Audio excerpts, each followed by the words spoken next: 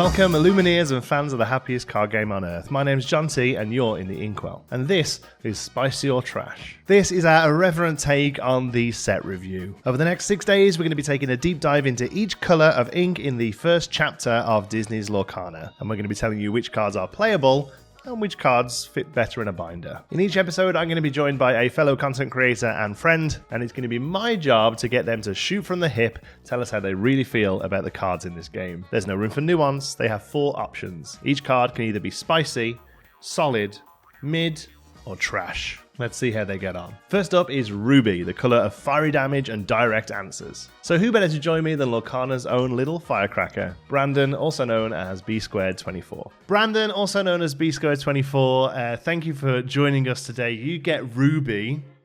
What does Ruby mean to you? So Ruby, to me, just shows a lot of explosiveness. I like the dodginess of Ruby, with the evasives. I have fun with the lore stealing too. It's like, I don't know, it's fun to make it even harder for your opponent to win the game essentially, and I feel like it's almost like taunting them a little bit. It's a bit degenerate, I'll be honest with you. yeah, it is. And I love every bit of it. It's like, I'm just going to play evasive, you can't touch me, and then I'm going to make it hard for you to win. So good luck. Superb. All right, we'll dive in then. Our first one is a 3-costed inkable 3/2 for 2 lore, Abu. I like that he has a higher strength than he does willpower, because a theme in Ruby is, I think, challenging and just like disrupting your opponent, getting stuff off of the board. I like the 2 lore as well. That's good on a 3-cost, but it probably like doesn't survive more than 1 turn, whether you quest or challenge with it. Yeah, you get a challenge or a quest out of this guy, I think. I feel like Abu could have been a lot more, and like, in future sets I imagine we will get. And I'd like to think that maybe at one point this becomes a really great target for a Floodborn Abu to shift onto, I hope so. But as it stands, I would say he's mid.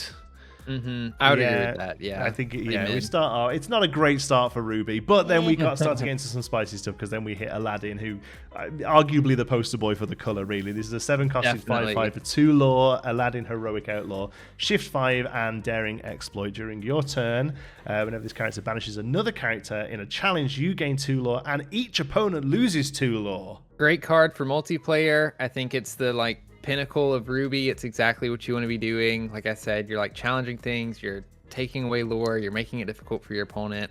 I love the Floodborn, basically giving it rush, putting it on top of an Aladdin.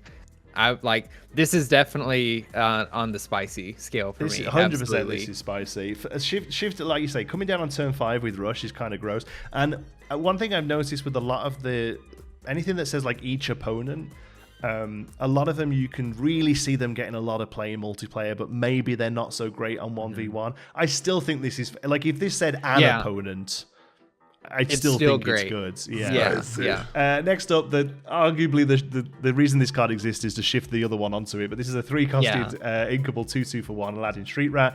With improvise, when you play this character, each opponent loses 1 lore. Yeah, exactly. In a vacuum, this card is not very good, but the fact that it is just a target for Aladdin Heroic Outlaw, I think makes it pretty good. So in that deck, I think in that deck, it's a solid card. By itself, probably mid, I would say. But I think it's important that we don't look at every single card within a vacuum, because you can't, right? You have to think about what it's trying to do as part of the larger color and then as part of the larger set. But I think that's exactly right. I think this is a mid card until you realize what it's there for, right? And then it becomes solid. This is coming down on 3, probably taking the first lore they've earned. Yeah, yeah, exactly. They get that first one in on turn 2. This comes down, and then they're back to square one. And then another if it's not dealt with, another turn or 2, and then Heroic Outlaw's coming down, and it's just offensive. Another one. Man, Ruby's really front-ended. We did Emeralds with Lee Barbs, and all of the good stuff was much later into the color. But I'm just looking at what's next, and this is gross. A 7-costed, non-inkable action song. Be prepared. Banish all characters. Yeah. So a staple in the set, absolutely. Like one that I think is going to define the set in a way. Like anytime you go up against Ruby, you're worried about this card, and completely shuts down mid-range decks, completely shuts down aggro decks. Like anything that wants to go wide, you just have this card sitting in your hand. It's great with Heroic Outlaw and a lot of the other top end on Ruby. Like there's a lot of top end on Ruby too. They just sing the song and then you just keep playing more stuff. So like, again, spicy, absolutely. It's very spicy. It is. You're right though. It's one of those. This is going to be one of those cards that the threat of it might even be enough to affect how your opponent plays the game, right? Like that. Any card that there's not many cards I don't think you can say that about, but this is genuinely just. Even if your Heroic Outlaw comes out, challenges one thing, gets his 2-for-2 switch, like you could then sing Be Prepared with him, and I feel like you've got the value out of him. Yeah, like you're so ahead. And then you've got 7 lore to start, 7 ink to start rebuilding your board. Next up, 5-costed Inkable 6/5 for 1 lore Captain. Yeah, so I actually think this is an okay card. Like, honestly, pretty good stats for 5 ink. I like to compare him to something like Cerberus, and it's basically Cerberus but with switch stats. And like with Captain, you basically can trade up maybe instead of with Cerberus. Maybe you can't. I know in some of the Sapphire, there are a couple other inks where their willpower is a little bit higher, and so I don't know that this card makes a perfect 60. But definitely in a like budget deck, or if you need like something to help you on banish other characters, I think Captain definitely fits that bill. I get that. I think if the color itself didn't have as much removal outside of characters, I think it would be better. But yeah, there's a lot of 5-drops that you're playing instead of this, I think. Yeah. But I wouldn't say trash. I think he's a mid. That's exactly what I was gonna say. I think he falls in that mid category. As honestly, it seems most vanillas do. Like I think it takes a lot for a vanilla to be truly trash, because at the end of the day, there's still a body on the board that's getting you closer to your win con. Yeah, I'm thinking to myself, like, I'm very happy with slotting vanillas into my deck if I don't have the cards I actually want to put in the deck, because most of them are pretty okay. 7-costed Uninkable 5/5 for 2 lore Captain Hook. He has Rush and You Coward while this character is exerted as opposing characters with Evasive, Gain, Reckless. There's a lot of words on there. Yeah, there is. This one for me is honestly mid. I don't know. It's just so expensive. Being uninkable really hurts for being 7 ink. I mean, it can sing Be Prepared, I guess, and it's a silver bullet against evasive, but I just don't see enough evasive right now for him to be good. Like, if evasives get more popular and like they're just running rampant, either your locals or whatever, then like sure, you absolutely slot him in for that. But a 5/5, 2 lore with Rush. I think he's mid. It's a lot for 7, really, and I don't really understand why he's uninkable, honestly. Like, I think the 7 is overcosted enough to not warrant it. But like, it's weird, isn't it? Because like, obviously, this card's going to have a very soft spot for you because this is one of the ones that you got to reveal and show absolutely. The world, right? But when it comes down to it, it's okay. It's interesting though, because a few other people I spoke to are saying that like evasive is the strongest mechanic in the game, and this is clearly an answer to it. But yeah, it's interesting that you don't feel like it's good. But I would go with that. I would say mid, perhaps solid if your local meta has is very evasive heavy. Next up, 2-costed Inkable Cut to the Chase in action. Chosen character gains Rush this turn. Yeah, so this is an interesting one for me because I think it allows some fun like combos to go off. I'm thinking specifically of Mulan is who I think when I see this card. I think it fits a little bit with Aladdin too, but he already has the Floodborn Shift thing going for him, so like I don't think you really need this. Yeah. It's also it's like a poor man's Dragonfire in a way, if you can like pair it with something else. So I don't know. This one's hard for me to judge because I'm kind of in between the mid and solid area because I could see it being okay. It's like it's inkable, so that's good. You could throw it in your inkwell if you don't need it. So I this could verge on trash for me, honestly. Really? I think I don't think this is worth a space in a deck, and it's not. I'm trying not to think of these as like, if I drew it, how would I feel? I'm trying to think that if I've got like 15 cards or so that I'm putting into a deck, is this one of them? And I don't think it is. I think this is one that you have to build around, definitely. And you're right that it does turn on Heroic Outlaw, but if you don't have a little Aladdin out for Heroic Outlaw, you need 9 lore. You need 9 ink, sorry. And if you haven't got a little Aladdin out and you've got 9 ink to spend, like, you're not in a great position at that point, I don't think. Yeah. That's why I say the only person I think of is Mulan, really. Yeah. I can I not squeeze the first trash out of you? You sticking with me? I don't think so. I think it's going to be mid at least. Yeah. Okay, I'll get it out of you. Two costed inkable, 2-3 for 1, Donald Duck. Yeah, this is like just a standard vanilla, 2 cost, 2-3. It's a mid vanilla, right? Like, yeah, exactly.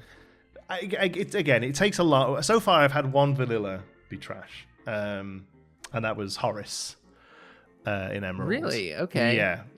I can kind of see that. Yeah, and probably because maybe unfairly you just compare him to Jasper because they're like canonically together and they were revealed together. But really, like, as far as the game mechanics are concerned, they don't have to be right. But yeah, he unfortunately got there. But yeah, I'm pretty sure pretty much every vanilla is still just a body on the board. Again, I don't know. I don't think it finds its way into a deck, but it is what it is. 5 costed uninkable action Dragonfire, banish chosen character. This is spicy. I mean, it's just like, it's hard removal. You slot these in your deck if you need it. I don't think there's much more to say. It's just it's the best single target removal spell in the game. Yeah, exactly. I think it shows you that it's a new game and that there's only 204 cards to pull from. That something that's uninkable and costs 5 is the best single target removal in the game. Yeah. And I think you can easily just like set 2. They could just print this at 4, or they could print this at inkable 5, and it's just a bit better, right? And then next time it's uninkable at 4, and then set 4 it's inkable at 4. You know what I mean? Like, it just the power creep just keeps streaking up, right? But as it stands as a baseline, this is just the best single target removal in the game. So I would say a spicy Dragonfire is completely fair there. 4 costed inkable 3-4 for 1 lore, Elsa Ice Surfer. Whenever you play a character named Anna, ready this character can't quest for the rest of this turn. You can say it, Brandon. You're amongst friends here. I was gonna Is this say, our first I think one? This is trash. I think it is trash. Yeah, I think it's trash. I just, even inside the Elsa Anna package, I'm just kind of like, I don't know if I'd see myself playing this. When I saw this, I was very surprised afterwards that we didn't get a Ruby Anna. Yeah, me too. Which would have made this a little better. Still, I don't, other than, for some reason, Flotsam and Jetsam I actually quite like. But other than Flotsam and Jetsam, any character that names another character I actually think is quite weak. Yeah, I do too. I don't really know why. Maybe it's just because the Flotsam and Jetsam just see each other on the board and give benefits, whereas this is like this is an entering the board ability. Yeah, I think she's trash. Some of the other Annas, some of the other Elsas, sorry, are possibly some of the best cards in the game. Really, yeah. But Ruby's Elsa is not up there, I'm afraid. No, not doing it. 1 costed inkable, fan the flames in action. Ready chosen character, they can't quest for the rest of this turn. Okay, so I really think this is a spicy card. Like, it's Whoa, inkable. We're going spicy. Okay, I thought we'd have hit strong, but that spicy stuff. Go on then. No. Prove its spiciness to me. Yeah, so it's inkable, which means like if you don't, if you drew it in your opening hand and you don't need it for a couple turns, you can throw it away. It easily can, I'd like to say, pseudo protect a character. You quest, you challenge with it, you can ready it. It's not, you can still cast an action on it or something, but can't be challenged. That's good. If you run into bodyguard decks, this can be really good too. You can, make the bodyguard ready itself and get to whatever they're trying to protect. A lot of people, again, have talked about the Aladdin combo, like comboing this with Aladdin, and that's an 8 lore swing if you can take away 4 lore from them, which I think is really, really big. Same thing with Mulan. Like, really anything that likes to challenge and then benefits from challenging. Which is a lot of Ruby, right? Yeah, it's a lot of Yeah. ruby, a little bit of steel. I really can't think of anything else that does that, but No, ruby and steel are definitely the ones that want to swing out. Yeah, I think you're right. Honestly, actually, I'd have gone solid, but no, I think because it's like a one drop uncommon. You know what I mean? Like I wouldn't even consider it. But I think you're right. I think it's spicy. It's the modularity of it, I think, that really is a strength for it. Like you say, it's inked early on or later if the time's not right. The absolute flaw of this card is, like you say, it just lets something quest and then that's the worst thing it does, is just get something out of challenge reach next turn. So yeah, and you're fine with that. 2-costed inkable 4/2 Gaston Reckless, no lore because he's reckless. Yeah, I kind of hate this card. I don't think it's very good. Like, I would just rather play Dragonfire. I know it's so much more expensive and it's uninkable, but I hate cards that aren't versatile. And to my knowledge, like, this doesn't challenge the turn it's played because it's still soggy, as I like to say. But like,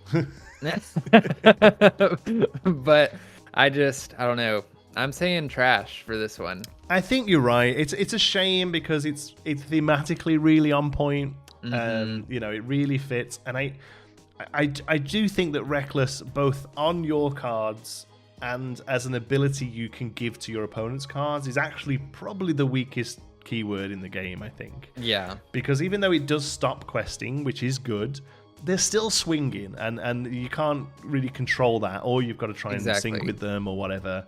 So I think you're right. Yeah, I think he's trash, unfortunately. A 5-costed inkable 3/4 for 2, goofy with evasive. I'm gonna call this one really solid. I think evasive is really strong. Can't decide if it's the strongest or not, but it's definitely like in the top 3.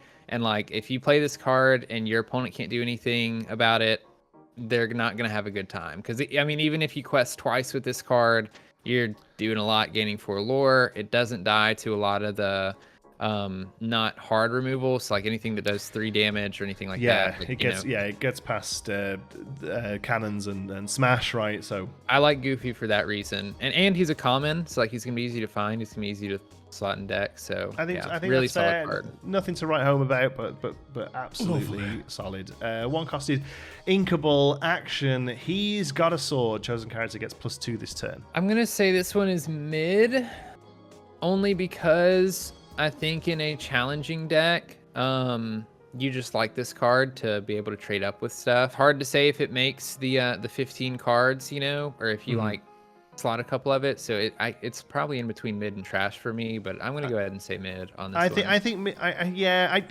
It's possibly trash, but yeah, like very low mid. I think the thing is like you say, you got this in your hand, and you're looking to get rid of something. It's the exact card you need, right? But the opportunity cost of running this in a deck is pretty high. Yeah. Do you take a set of these over a set of Fan the Flames? You don't, right? Right, exactly. Yeah. So I think it's virgin on trash, but I'll let you off with a mid. 2-costed inkable 2/2 for 1 LeFou with Fan the Flames. Fan the Flames on a stick. Yeah, I'm just gonna say this is spicy too. Like, it's a body and Fan the Flames with 1 extra ink. I'm calling this like a 1 ink 2/2 with 1 lore, essentially. It's a free fan the Flames. Yeah, I've got a soft spot for this because this was one of the ones I got to reveal. Yeah. And a few people have talked to me afterwards. They were like, "Oh, you really downplayed the cards you were getting." LeFou's actually really good, and the problem was I had to downplay them because everybody in the because we did like a live video, because everyone in the chat was going crazy. They were like, it's like, oh, it's gonna be Buzz Lightyear, or it's it's gonna be full arts. I'm like, no, I'm a little YouTuber with 1,000 subscribers. Like, they ain't giving me anything crazy. Yeah. But what they did give me, you're right, is a really, really good card that like exactly what you want to do with this. You know exactly that this is all going to go with Heroic Outlaw or with Mulan. And again, worst case, you challenge something or you quest and then you play LeFou and it just gets everything back up straight. Like, the absolute flaw of this is a 2/2 for 1 that just that readies something else. It's really solid. Spicy even. Spicy. We've got a lot of spicy cards here. 9-costed. It is a good ink, yeah. 9-costed inkable 7/5 for 2 Maleficent. monstrous dragon with Dragonfire. So Dragonfire on a stick, a much bigger stick. Yeah, so this one, it might be contradictory with what I had just said, but I think Maleficent is, I'm going to call it solid. Oh, Mainly, I think you can do. You think I think you it's can go. Yeah, I think it might be. I'm on that line because it's just so expensive, and like I don't know, unless maybe you're running a really aggressive ramp deck with this card, and even then I think there's better options that you can There's better better cards places you can play. to go. Yeah. Yeah.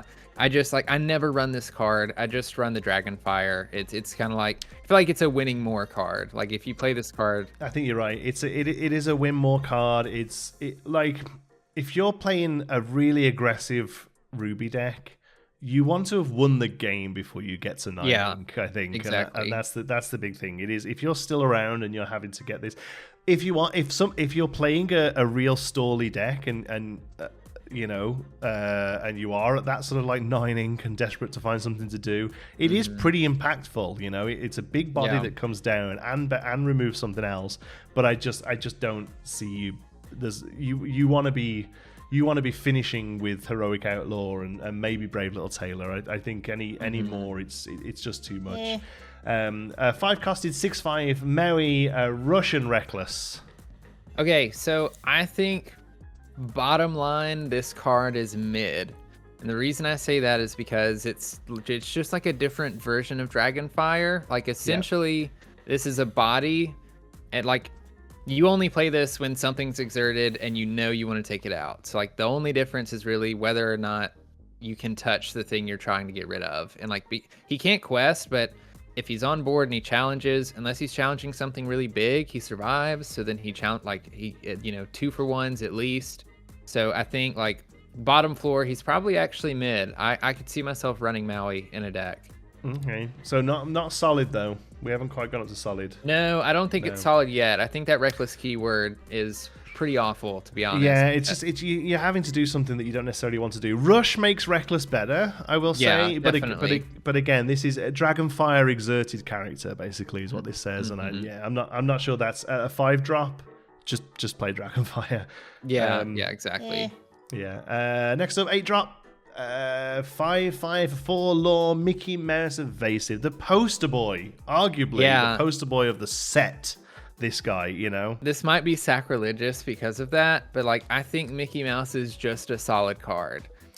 He's a great top end for Ruby. If you can slam him down and he survives, you know, you might be winning the game. You're putting a lot of pressure on, but I think he's just a little too expensive to be spicy. It takes a lot to get to 8 ink, and by that point, if you're not close to winning already, you know, you need to be. So I think it's just solid. I go with that, and a good solid is fine. Like, you know, I think this is nuanced. It doesn't have to be trash or spicy. This is nuanced. Yeah. But yeah, no, I think you're right. If he comes down and sticks, it's most likely a 2-turn clock. You know, and that's pretty good. But yeah, this is the top end of the deck. This is the biggest thing you play in Ruby. I think 1 costed. Inkable 1/3 for 1 in Minnie Mouse. I'm gonna say this is mid. Really? Okay. Yeah, I know that the extra 3 willpower usually means you can get like an extra quest out of her, or maybe you can ping something down, you know, that you don't have enough attack for. But like Ruby doesn't really have a problem with challenging things and banishing them, so I don't see the need for that. It would be more or less in a deck you want to be pretty aggressive in. It's one of the. It's pretty. There's two. You have 2 1-drop characters in Ruby. So for that reason, you probably are playing her just so you've got something going down early, I guess. Yeah. You know, and if you draw her later, she just inks. So yeah, that's mid's fine, I suppose. I was gonna say trash, but yeah, no, mid's probably fine. If she was a princess, if she was a Ruby princess, I think she'd be a lot better. Yeah, definitely, absolutely. That would literally just that classification would make her better. But yeah, as it stands, low mid, that's fine. 5 costed inkable 2/6 for 2 Moana. This is not who you are when you play this character. You may banish chosen character names to Kai. Unless I'm missing something, I just think this is trash. It is trash. It's okay. Yeah, you can say it. It's like unless Takai, unless I think there's a steel and a Ruby one, unless one of those are just like unbelievable and I'm completely missing something. Yeah. This card is just bad. It just We will get to the Ruby one in a minute, and I genuinely think the Ruby one is trash as well. I don't I don't get this. It like thematic, I guess, but like I said before, any card outside of Flotsam and Jetsam, any card that names another character, I think is trash. Yeah. Especially because when it has to be your opponent's character. Like it's even worse. This card is saying. Roll a 204-sided dice. Yeah, exactly. And if you get a nat 204, destroy the character, right? Like it's literally that. Those are rough. There's a couple of Takais, sure, but just play Dragonfire instead. And reviving, Do you think the next card we're going to look at is a 5-cost, but do you think that they realized that Dragonfire is such a good 5-cost that there was no point in making another good 5-cost in Ruby because you're only going to run Dragonfire? Yeah, and maybe. This next card, which is a 5-costed 4/5 for 1 Mulan, lead by example. On your turn, whenever this character banishes another character in a challenge, your other characters get +1 lore. I want so badly to believe in this card, but it just like has not done it for me yet. I think way. Yeah, I think it's like mid right now. I haven't done enough testing. It's got to be solid. I don't know if it is though. Like how often do you have so many things on the board that this matters? It's like a lot of times I'm not wanting to quest unless I'm like putting the pressure on to win next turn or I'm winning this turn. And I don't know. Maybe there's a place for it in a good princess deck with some of the readying stuff, but like you can't play very expensive units because you need to have a few of them on board in order for this to be okay. That's true. So, I want this to be solid, but I think it's just mid. Oh man, I've got to say this is solid. I will have to agree to disagree on this one because I think maybe this one. I don't think this goes into the Ruby deck that you've been describing through this. The big thing. I think it probably is the single unevasive card you play in an evasive deck. Okay, I can see that. Yeah. I think this is the almost like the push you over the finish line with an evasive deck. Is it win more? It probably is. It probably is a bit win more in an evasive deck, honestly, because you're already swinging out with pongos and and all that sort of stuff, and doing great with that. But I still think it's great. That's really interesting. I thought you'd have gone higher with her because I was verging on spicy with her, honestly. Like really? To the point where if there was more product around, I think I'd have grabbed 4 gift sets to guarantee myself a play set of her. See, I'm probably not. I haven't thought about getting 4. I mean, I'm definitely getting 1 or 2 to grab a few of these and hoping to open a few more. My game store is getting 3 gift sets total. So you can't get 4 gift sets. So I am not getting 4 of these. Yeah. Yeah. Maybe I don't know. Maybe she has a place in the evasive deck. I didn't think about that. I think if that's the case, then you're running like really low to the ground evasives, and you're trying to win fast, and like this is your top end. I think exactly that. You're playing with green and emerald and ruby, low to the ground evasives, and I think this is your top end of that. Next up, 3-costed uninkable 3/2 for 1 Peter Pan with Rush. I actually think this is a solid card. It's like it's a boo but uninkable and with Rush. And well, he doesn't have 2 lore, but still, I think this is okay. I think this is good as removal if you're trying to play a Ruby deck that wants the game to last a little bit longer. I'm gonna say solid. I think it could be solid. It's like you say, it's a smash. It's Ruby's smash, right? Like it's 3. You're having to do something that's exerted, obviously, but otherwise, I don't really understand why it's uninkable. Which maybe pushes it into mid for me, but yeah, it's not awful. Again, like so many of Peter Pan's, I think maybe all of them dies to cannons. I know it's a meme, but it dies to cannons all day long. It's thematic, I guess. You know. Maybe it doesn't die to cannons because it most likely dies to whatever it hits, right? So like it doesn't even survive your turn. 3-costed uninkable item, poisoned apple. You can pay 1 ink to banish it and exert a character. If it's a princess, though, you can banish her.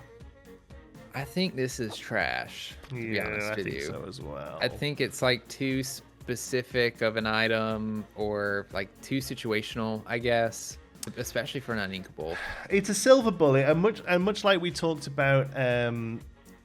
What was the one before where we said that your meta might make this see play? What was Captain Hook. Captain Hook, yeah. This is like the one guy at your locals with that really offensive princess deck could make this see play, right? And outside of that, I just don't think he does. I don't think so either. Yeah, the fact that it's got to come down. It's 4 lore, but it's 4 ink. Sorry, exactly. Basically. Yeah. It's 4 ink. Exert character. Yeah. Trash. That's trash. 4 costed inkable 2/3 for 2 lore Pongo with evasive. Spicy. Absolutely spicy. Yes, like so spicy. And this is just so good. It's a super cheap evasive card. 3 is really good because your opponent has to have smash. It doesn't die to grab your sword unless something else has happened. 2 lore is really good. It sticks around after a grab your swords as well. Yeah, and it's just like, very solid card. I love this card. It really is. It's common.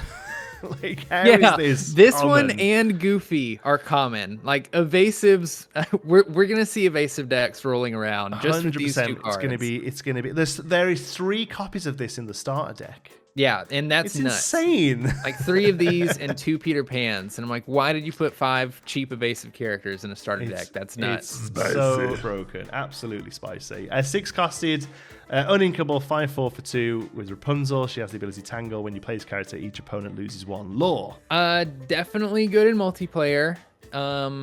And at first glance, I thought this card was trash, but the more that I've gotten to play with the starter decks, I'm moving this towards mid a little bit. It is a really good, like, you play it, you delay your opponent just a little bit. She has a good amount of lore, and she has really great strength to just like take something out, at that point in the game. Yeah, I think you're right. Yeah, I'm happy with mid on that one. I think there's a multiplayer deck. There's a Ruby Emerald multiplayer deck that runs this and Steal from the Rich and Heroic Outlaw, and it's just going to be offensive. But as it stands, this is a very mid card. 4 costed, inkable 5/3 for 1 Scar, Fiery Usurper. Again, I just think this is mid. Like, it's a worse removal card in a way, I think. And just like, if you need something in your deck to take things out, you can put this in and it'll be fine. It threatens the other side of the board. I think this is trash. This is trash. So interestingly, Ruby only has 2 4-drops, and it's this and Pongo. Yeah, I mean, compared to Pongo. Right. Yeah. So I mean, there is space in a deck for 2 4-drops. So maybe it just sees play just to keep you on curve. Mm-hmm. But yeah, if you're only running 1 4-drop in your deck, the Pongo's running rings around this guy, right? Yeah, absolutely. Yeah. 8 costed, uninkable 6/6 for 1 Scar, Shameless Firebrand. He's a Floodborn, so shift 6, and then Rousing Speech. When you play this character, ready your characters with cost 3 or less. They can't quest for the rest of this turn. I think this is trash, to be honest I think it with is. you. I think I it is, hate to say unfortunately. it. I hate to say it for a Floodborn card, but I've looked at all of the like 3-cost cards that we've seen and below, and I just can't see anything that is you want to be readied like this, or that wants to be challenging a lot, or I don't know what this is supposed to target really. No, in any cheaper I don't decks either. like that. I'm just playing Stitch. I am very happy to say that this is trash. I think if set 2 gives us 3 Ruby Hyenas that are all 3 costed, right? Like, this suddenly gets a lot better. But as it stands, this is kind of a double whammy in that it's a weak Floodborn, and all of its targets are weak as well. Bad. Yeah. Like, it doesn't have a good, like, you look at something like Giant Fairy. Like, Tiny Tactician is a fine little card. I'm perfect running that card. It's You fine. look at Heroic Outlaw, Street Rat and Prince Ali are both fine little cards, you know. Yeah. But here, you not only are you having to run this, you're having to run a weaker, smaller card just to get the bonus of the shift. Yeah. It's a shame they've done Scar dirty. I really do. I was hoping it'd be a lot better. I agree. What are you gonna do? One costed, inkable 2/2 for 1, Sergeant Tibbs. Mid, just one cost, 2/2 vanilla. Yeah, it's fine. Interestingly, I think because this is a cycle, right? And it's the only like real cycle. I think like there is a king in every color, but I think that might be the only other one truly. But correct me in the comments if I'm wrong. But this is the only real true cycle, right? Like it's a mechanically identical card in each set. Still doesn't mean they're all the same though. I think the amber and the amethyst ones are better because those colors care more about the smaller characters. So I do think that Archimedes and Stitch New Dog are better than the rest of the set, but I don't think any of them are bad. I just no, and I actually think so. Like I think the Emerald one is pretty okay too, just because he's a villain and you can target him with the Vicious Betrayal, and he gets like 5 strength, so we can trade up pretty well. Could be pretty big, yeah. But yeah, that's as it stands. Yeah, Tibbs is mid. One costed, Inkable Shield of Virtue. It's an item where you can exert it and pay 3 to ready chosen character. They can't quest for the rest of this turn. Man, I don't know. Like this, I feel like this is mid to trash in my world, because I can see a purpose for this card. I can see it be like if you're not too worried about the early game, so you're not too worried about 1-drops, you run this card, play it on turn 1, and then by the time you're ready to get to a Mulan or an Aladdin or whatever you're doing, like this is a really scary card to have on board. Or even kind of like, you know, Fan the Flames. It's, I don't know, you can protect stuff with it, but it's kind of expensive. So yeah, it's the expensive thing that really drops this down for me. I had this as trash, but then I've heard other people talk and rave about it. I just don't see it. But no, I don't either. Really, the only thing it's got going for it is that you can play it early, forget about it, and then later on, the turn after you've played Mulan or the turn after you've played Heroic Outlaw, this is then pretty good thing to dump 3 ink into. Yeah, but I just feel like it's so specific, and even with we're not seeing much item removal get in play. I don't think no. I don't think Beast is seeing much play, and no, I've not seen anyone play Break. Yeah, but even without the fact that this is going to most likely stick around, I still think there's a lot of other things you should be doing with your ink than pumping it into this. Personally, we'll say trash, and everyone down below can tell us why we're wrong. 6 costed, Inkable 4/6 for 3 lore, Stitch. She's a vanilla, but what a vanilla. Yeah, I actually think this is a really solid card. I don't think it's spicy, but it's like I'm very happy to play this on 6. It's got a really good amount of strength, really good amount of willpower. 3 lore is awesome. You know, even if you get 1 quest out of this thing, it demands a response, I guess. And like, I feel like that's what you want out of a 6 cost card, you know? So I think this is really solid. Yeah, totally agree. I think it's a really good vanilla. Like, arguably one of the better vanillas in the game. Do you know what I'm really happy about is when the design team have leaned so much into the lore and the theme of this game, where they managed to make a card in Ariel on human legs that is worse than a vanilla, purely to keep it thematically on point. Yeah, I am so glad that they didn't make this guy a 6/2/6. And they kept him as a 6/4/6. Yeah, like it would have been so easy for them to do. Yep. And we'd have all memed about it when it was announced. I would rather be able to play this card than be able to say, "Oh, you know, look what they did." Yeah, exactly. Yeah, I'm very glad that they didn't lean too much into the theme on this one. Yeah, I think a very, very solid vanilla. It would take a lot for a vanilla to be spicy. I think that's about as good as you can get, really. Lovely. Yeah. 4 costed, uninkable item, Sword of Truth, final enchantment. Banish this item. Banish chosen villain. I'm actually gonna say this is mid. I can see a world where there's enough strong decks being played with like enough villain characters that you might want to tech this, just because like half of the decks or more that you run into are gonna play a really strong, or a couple really strong villain characters, and then I could definitely see putting this card in the deck. This is one of those cards that like you slot in and out just kind of as the meta evolves, I guess. It might technically be a silver bullet, but I think it's not that severe. I think if it was inkable, I'd feel a lot better about it. And like arguably you could say that for every uninkable card, but I really do think with this one, because inkability is kind of like this game's sideboard. I think, and the fact that we don't have a sideboard is fine, because you can just pitch anything that you're not going to need this game. And I think that inkability on silver bullets like this, very sort of like you say meta specific cards, it should almost be a standard, really, because otherwise this could be a completely dead card in your deck. The flaw of this is that it's a lump of coal, because it's not inkable. There is a possibility they don't play a single villain. And it's just dead. And it does nothing. At least with the poison apple, at least that can exert something. Right. You know? But this doesn't even do that. Like, it literally, the flaw of this is, it's absolutely, it might as well be the green number 4 from Uno in your deck. Like, it just doesn't do anything. Yeah. And for that reason, I would say it was trash. And it's rare I can definitely. as well.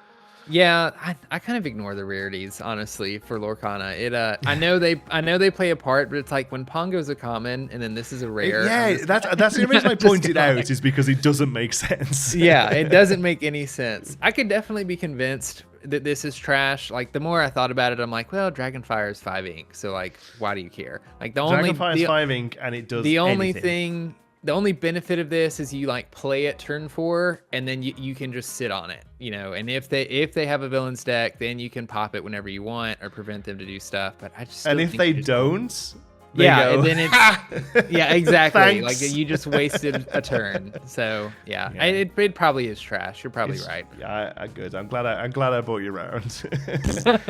2-costed inkable action entangled. Each opponent loses 1 lore. I don't know. It's too niche. Like, even in the deck where I'm trying to steal the lore from from my opponent a bunch, I don't know. Like, maybe it's okay in that multiplayer deck that's trying to do that. But that's where it sees play is the Ruby Emeralds lore stealing deck. But again, the problem is early game. This doesn't do anything, because everyone needs to have at least a lore for this to be useful. Yeah. So early game you ink it, but you'd rather see it later. But then turn 7 or 8, are you happy about seeing this? Most actions that appear on a body are better on the body. Yeah, I think this is quite a big jump to. I think that the Rapunzel with this on her is much better than having this as a card on its own. 6-costed, uninkable 8/6 with Reckless Takai, the Burning One. Yeah, I think this is trash. This is a super rare trash. Yeah, I was really disappointed to see this as a super rare, because I'm just like, it looks kind of cool, but if I pull this in one of my slots, I'm not happy about it. You're not happy about it, are you? And like that, I think that kind of needs to happen. Just because so it makes the better stuff even better. It keeps the chasey stuff chasey. But can you imagine opening a pack and hitting a super rare and a legendary, and it's this and Gantu? I would just rather whatever the rares were going to be at that point. I don't. This is not. It's not good. It's a shame. Yeah. Maybe something's coming that makes Reckless better. I don't know. Maybe. And like, I feel like if some of these cards were inkable, it would be different. Like, this might be a little bit better if it were inkable, but I don't know. Maybe we see a thing that's like an item or something that sticks around, or maybe we get like locations or something in the future, and it says something like all Reckless characters can quest and have 2 lore. Yeah. You know what I mean? Or something like that. But even then, I don't. It's only it's a card that makes bad cards a bit better. You know. But I don't know. I don't know what it is. I don't know why these things are uninkable. There has to be something coming. Yeah. To explain you would think. it, because these sets aren't built in bubbles, right? Like we're going to be playing some of these cards with maybe the 10th set. We don't know of any sort of rotation yet, right? Yeah. So there's got to be plans to make this stuff better. I hope so. Last one. At least we're finishing on something a little better, I think. The last few have been a bit of a whiff, but at least we're finishing on something a little bit better. 6 costed, inkable, 4/4 for 2. Tigger, wonderful thing with evasive. I'm going to give this solid just because it's an evasive card. It's got 2 lore. It's 1 more ink than Goofy. Like, I'm fine with that. It's got 4 strength. So, like, if something is trading with it, it probably trades, a little bit better than Goofy does. I'm very happy giving this solid. I think so as well. I think if you look at, like, Pongo, Goofy, Tigger, he's arguably the weakest of the 3. But I will happily curve out.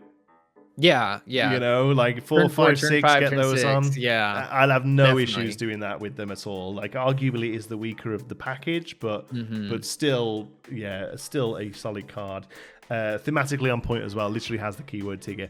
Do you think we'll ever see another one, or do you think that's it? They print. This is the only Tigger they ever make. No. See, this might be like totally not thematic at all, so I could definitely be wrong. But I think we'll actually see Tigger Tribal. I think we'll see a bunch of different versions of Tigger, and they'll all have the Tigger keyword, and there's going to be a card that's just like, give all Tiggers +1 lore or something like that.